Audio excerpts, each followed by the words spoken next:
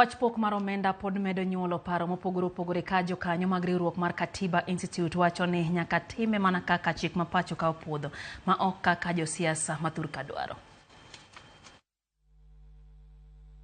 Kuna mjadala ule ambao unaoendelea katika Kenya hii kuhusu one man, one vote, one shilling. Na kila ambacho tunachojua ni ya kwamba ni mkataba ambao unaoendelea lakini hauko katika kisheria, kwa sababu CRA na katiba yetu imeweka viwango vile ambavyo kuna njia ile ambayo mgao wa serikali unaweza kwenda katika kaontis. There is a very clear mechanism that the Constitution sets out for revenue sharing, both vertically between the national government and the county governments.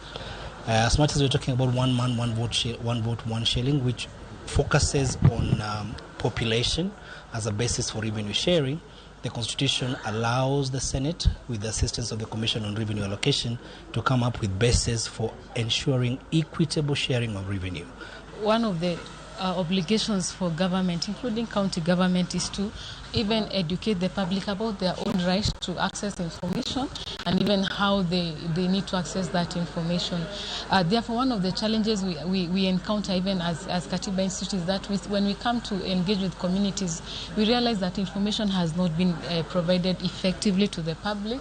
There's a challenge of civic education to the public. They don't even know that they have the right to access that information.